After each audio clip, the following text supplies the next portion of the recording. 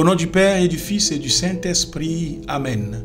Frères et sœurs, vous tous qui nous suivez de partout dans le monde entier, à vous la grâce et la paix de notre Seigneur Jésus-Christ.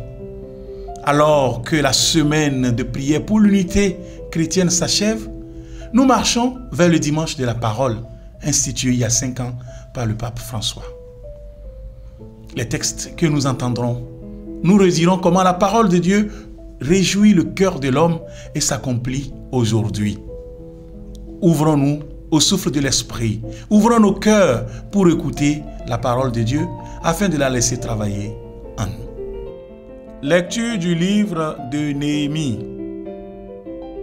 En ces jours-là, le prêtre Esdras apporta le livre de la loi en présence de l'assemblée, composée des hommes, des femmes et de tous les enfants en âge de comprendre. C'était le 1er jour du 7e mois. Esdras, tourné vers la place de la porte des eaux, fit la lecture dans le livre depuis le lever du jour jusqu'à midi, en présence des hommes, des femmes et de tous les enfants en âge de comprendre. Tout le peuple écoutait la lecture de la loi. Le scribe Esdras se tenait sur une tribune de bois construite tout exprès. Esdras ouvrit le livre. Tout le peuple le voyait, car il dominait l'assemblée. Quand il ouvrit le livre, tout le monde se mit debout. Alors Esdras bénit le Seigneur, le Dieu très grand, et tout le peuple levant les mains répondit: Amen, Amen. Puis ils s'inclinèrent et se prosternèrent devant le Seigneur, le visage contre terre. Esdras lisait un passage dans le livre de la loi de Dieu. Puis les Lévites traduisaient, donnaient le sens, et l'on pouvait comprendre. Néhémie le gouverneur, Esdras qui était prêtre et scribe, et les Lévites qui donnaient les explications, dirent à tout le peuple: Ce jour est consacré au Seigneur votre Dieu. Ne prenez pas le deuil, ne pleurez pas, car ils pleuraient tous en entendant les paroles de la loi. Esdras leur dit encore: Allez manger des viandes savoureuses, buvez des boissons aromatisées et envoyez une part à celui qui n'a rien de prêt. Car ce jour est consacré à notre Dieu. Ne vous affligez pas, la parole du Seigneur est votre rempart. Parole du Seigneur. Psaume 18. Tes paroles, Seigneur, sont esprit et elles sont vie. La loi du Seigneur est parfaite, qui redonne vie. La charte du Seigneur est sûre, qui rend sage les simples. Les préceptes du Seigneur sont droits, ils réjouissent le cœur. Le commandement du Seigneur est limpide, il clarifie le regard. La crainte qu'il inspire est pure, elle est là pour toujours. Les décisions du Seigneur sont justes et vraiment équitables. Accueille les paroles de ma bouche, le murmure de mon cœur, qu'ils parviennent devant toi, Seigneur, mon rocher, mon défenseur. Deuxième lecture. Lecture de la première lettre de Saint Paul apôtre aux Corinthiens. Frères, prenons une comparaison. Notre corps ne fait qu'un. Il a pourtant plusieurs membres et tous les membres, malgré leur nombre, ne forment qu'un seul corps. Il en est ainsi pour le Christ. C'est dans un unique esprit, en effet, que nous tous, juifs ou païens, esclaves ou hommes libres, nous avons été baptisés pour former un seul corps. Tous nous avons été désaltérés par un unique esprit. Le corps humain se compose non pas d'un seul, mais de plusieurs membres. Le pied aurait beau dire « Je ne suis pas la main, donc je ne fais pas partie du corps ». Il fait cependant partie du corps. L'oreille aurait beau dire « Je ne suis pas l'œil, donc je ne fais pas partie du corps ». Elle fait cependant partie du corps. Si dans le corps, il n'y avait que les yeux, comment pourrait-on entendre? S'il n'y avait que les oreilles, comment pourrait-on sentir les odeurs? Mais dans le corps, Dieu a disposé les différents membres comme il l'a voulu. S'il n'y avait en tout qu'un seul membre, comment cela ferait-il un corps? En fait, il y a plusieurs membres et un seul corps. L'œil ne peut pas dire à la main, je n'ai pas besoin de toi. La tête ne peut pas dire aux pieds, je n'ai pas besoin de toi. Bien plus, les parties du corps qui paraissent les plus délicates sont indispensables. Et celles qui passent pour moins honorables, ce sont elles que nous traitons avec plus d'honneur. Celles qui sont moins décentes, nous les traitons plus décemment. Pour celles qui sont décentes, ce n'est pas nécessaire. Mais en organisant le corps, Dieu a accordé plus d'honneur à ce qui en est dépourvu. Il a voulu ainsi qu'il n'y ait pas de division dans le corps, mais que les différents membres aient tous le souci les uns des autres. Si un seul membre souffre, tous les membres partagent sa souffrance. Si un membre a l'honneur, tous partagent sa gloire. Vous êtes corps du Christ et chacun pour votre part, vous êtes membre de ce corps.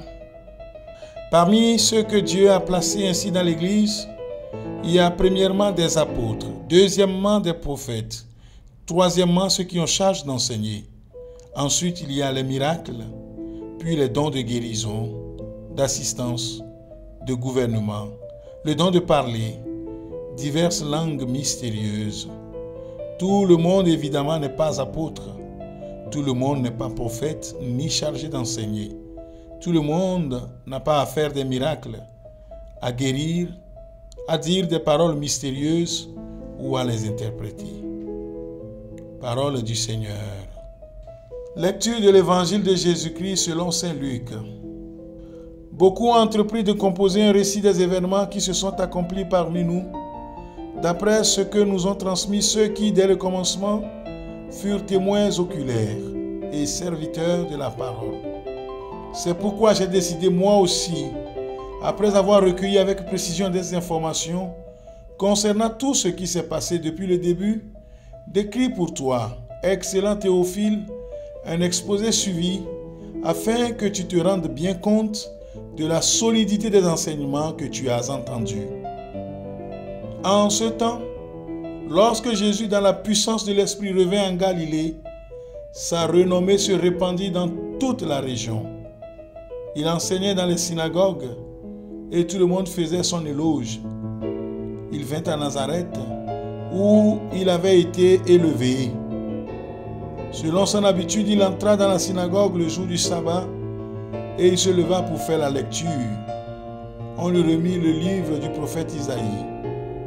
Il ouvrit le livre et trouva le passage où il est écrit: « L'Esprit du Seigneur est sur moi, parce que le Seigneur m'a consacré par l'onction. Il m'a envoyé porter la bonne nouvelle aux pauvres, annoncer aux captifs leur libération et aux aveugles qu'ils retrouveront la vue, remettre en liberté les opprimés, annoncer une année favorable accordée par le Seigneur. » Jésus referma le livre, le rendit aux servants et s'assit. Tous dans la synagogue avaient les yeux fixés sur lui. Alors il se mit à leur dire: « Aujourd'hui s'accomplit ce passage de l'Écriture que vous venez d'entendre. » Parole du Seigneur. En 2019, dans la lettre Aperu Utilis, le pape François a institué un dimanche de la parole, chaque troisième dimanche du temps ordinaire. La 6e édition sera célébrée le dimanche prochain, 26 janvier 2025, partout dans l'Église. En cette année du jubilé de l'espérance, elle aura pour devise les paroles du psalmiste. Je cite: « J'espère en ta parole » Psaume 119, le verset 74. Le dimanche de la parole nous appelle à souligner la place de la parole de Dieu dans la liturgie et dans nos vies. La mise en valeur du lectionnaire, une procession du livre de l'Évangile favoriseront une attention accrue à cette dimension de notre foi. Le lien avec l'Évangile du dimanche prochain est très fort.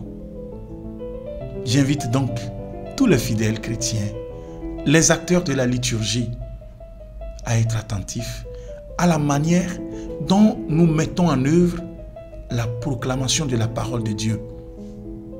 Beauté du lectionnaire, manière de présenter cette parole à l'assemblée, déplacement et gestes des lecteurs, du prêtre ou du diacre qui proclame l'évangile, des servants d'autel, les cierges et encens. Tout cela contribue à faire du livre une parole vivante. La première lecture que nous venons d'écouter détaille donc la manière dont est proclamée la parole de Dieu dans le livre de la loi. Le prêtre Esdras présente le livre à l'acclamation. Les Lévites traduisent et donnent le sens pour que tout le monde comprenne. En ce dimanche de la parole, c'est une invitation pour nous. Une invitation à rendre vivante la parole de Dieu par sa proclamation, par l'homélie et par toute la liturgie.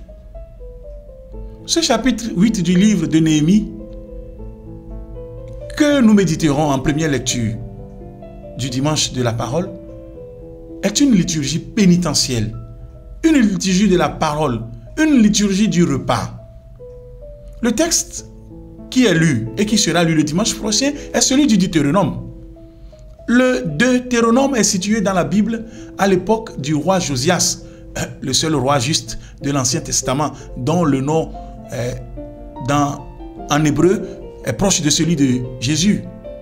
Et ce livre de Deutéronome, composé du discours de Moïse, donne l'esprit dans lequel doit être appliquée la loi. Il introduit un mot qui n'est pas trop employé dans le reste de la Torah et qui va donner sens à l'application de la loi. Le mot amour. Dans la Bible, la justice est première, mais elle doit s'accomplir dans l'amour. Aussi, le Deutéronome emploie-t-il ce mot souvent et surtout envers ceux que l'on a tendance à oublier dans le cadre de notre justice humaine.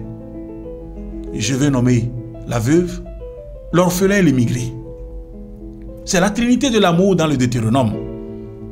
Cette réalisation et cette actualisation de la loi se déroulent donc durant une liturgie. Il y a une prière pénitentielle où le peuple reconnaît qu'il n'a pas bien appliqué la loi. Une lecture de la loi et des prophètes, suivie d'explications données par les Lévites, puis un repas de fête. Il nous arrive de penser, à nous aussi, que la loi de l'ancienne alliance était contraignante et que Jésus nous en a libérés. La manière dont Dieu se révèle par sa parole est bien plus complexe que cela.